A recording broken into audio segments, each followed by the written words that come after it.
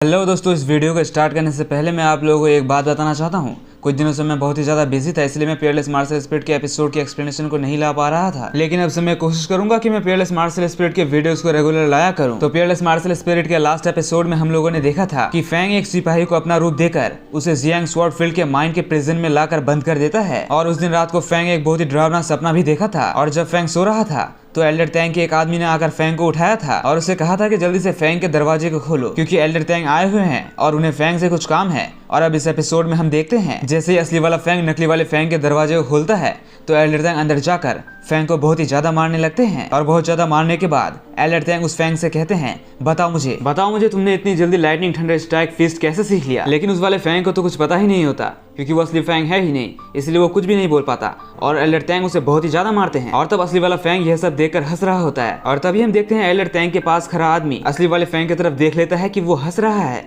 इसलिए वो उसके पास आकर कहने लगता है, हे तुम कौन हो और इतना हंस क्यों रहे हो, क्या तुम ही फैंग हो। जिस पर फैंग हंसता है और कहता है, हाँ मैं ही फैंग हूँ। और वो अपना मास्क उतार देता है। और जैसे फैंग अपना मास्क उतारता है तो वो अपने असली रूप में आ जाता है। और उधर एल्डर टैंग भी उस आदमी का मास्क उतार देते हैं, जिससे वो आदमी अपने असली रूप में आ जाता है। और यह देखकर एल्डर टैंग को बहुत ही ज्यादा गुस्सा आता है, इसलिए वो अपने स्पिरिट व्हिप से फैंग पर अटैक करते हैं। लेकिन फैंग उनका स्पिरिट व्हिप पकड़कर उल्टा उन्हें उस जेल से बाहर निकाल देता है। और तब एल्डर टैंग उस लॉकअप से निकलकर दूसरे वाले लॉकअप के दरवाजे में जाकर टकरा जाते हैं और गिर जाते हैं। अब यह एल्डर टैंग को और भी ज्यादा गुस्सा आ जाता है और अब वो फैंग को बिल्कुल ही नहीं छोड़ने वाले थे। लेकिन तभी उनका एक सिपाही उनके पास दौड़ता हुआ आता है और उन्हें कहता है, एल्डर टैंग, ड्रैगन सेक्ट के लोगों ने हमारे माइंड के लोगों पर हमला कर दिया है। और तभी वहाँ डेविल फैंग आता है और वो बड़े वाले फैंग से कहने लगता है, फैंग मैं समझ गया कि तुमने रास्ते में ड्रैगन सील क्यों एक्टिवेट किया था। जिस पर फैंग कहता है, हाँ। और तब फैंग ये भी कहता है, इस माइन में जो लोग काम कर रहे हैं वो सब बेकसूर है और आज हम उन सबको आजाद करने वाले हैं। और दोस्तों, एल्डर टैंग के पास खड़ा जो ये आदमी है, इसका नाम एल्डर यांग है। और तब एल्डर यांग फैंग पर अटैक कर देता है,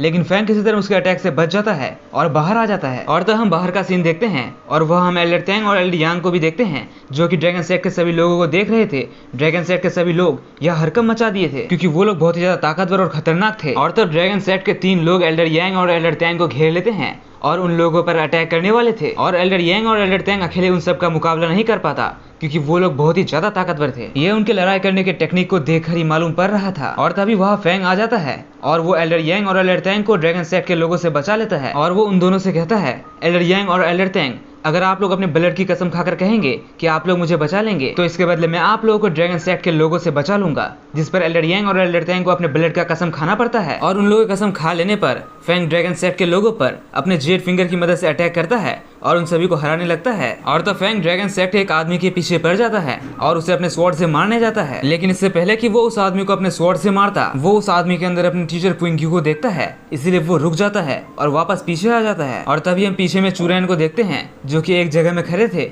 और वो फैंग को देख रहे थे। और इसी के साथ ये एपिसोड यही खत्म हो जाता है। और तब नेक्स्ट एपिसोड में हम देखते हैं ये सब एल्डर चुरैन का ही क्या कराया है। और तब वो फैंग से कहते हैं, फैंग तुम मेरा कर्ज कभी नहीं तोड़ पाओगे, यहाँ तक कि तुम्हें तो इसके बारे में पता भी नहीं चलेगा। और यही चीज प्रूफ कर देगा कि तुम डीमन ड्रैगन सेक्ट के अगले लीडर बनने के लायक हो या नहीं। और तब डीमन ड्रैगन सेक्ट के लोग फैंग पर अटैक करने लगते हैं, जिनमें से पहला आदमी फैंग पर अटैक करता है तो वो सील बनाकर उस आदमी के अटैक से बच जाता है। और तब फैंग उनसे अपने स्वॉर्ड से लड़ने लगता है, जिनमें से 1-2 आदमी को मारते समय फैंग को उनके अंदर अपने टीचर की परछाई दिखती है, इसलिए वो उन सभी से सही से लड़ नहीं पा रहा होता है। डीमन ड्रैगन सेक्ट के सभी लोग मिलकर एक साथ एक स्पिरिट ड्रैगन को बनाते हैं और वो स्पिरिट ड्रैगन फैंग पर अटैक करने वाला था, इसलिए फैंग डेविल फैंग को बुलाता है और वो उसका मदद लेता है और मिलकर ट्रांसफॉर्म हो जाता है। और जैसा कि हम जानते ही हैं, जब फैंग और डेविल फैंग एक साथ मिल जाते हैं तो वो लोग दोनों मिलकर बहुत ही ज्यादा ताकतवर हो जाते हैं। और इसी के साथ फैंग अपने ह्यूमन मार्शल सोल का इस्तेमाल कर एक ही अटैक में सबका हालत खराब कर देता है। और तब फैंग उस ड्रैगन स्पिरिट को भी नष्ट कर देता है। और तो हम देखते हैं फैंग स्पीड में जाकर एल्डर टैंग और एल्डर यांग को उठा लेता है और उन्हें लेकर ड्रैगन सेक्ट के नजरों से भागने लगता है, क्योंकि फैंग ने उन दोनों से प्रॉमिस किया था कि फैंग किसी भी हाल में उन दोनों को ड्रैगन सेक्ट के लोगों से बचा लेगा। और इसी के साथ हमारा ये एपिसोड यही खत्म हो जाता है। और दोस्तों, एपिसोड तो खत्म हो चुका है, लेकिन मैं आप लोगों से एक बात शेयर करना चाहता हूँ, क्योंकि मैं बहुत ही ज्यादा बिजी हो चुका हूँ, इसलिए मैं पीयरलेस मार्शल स्पिरिट और स्वॉर्ड इमॉर्टल दोनों सीरीज को कंटिन्यू नहीं कर पा रहा हूँ। इसलिए मैंने सोचा है कि मेरे बदले कोई और एक्सप्लेन करेगा। तो इसमें आप सबकी क्या राय है मुझे कमेंट में जरूर बताएं। तो मिलते हैं अगले वीडियो में, तब तक के लिए ओके बाय।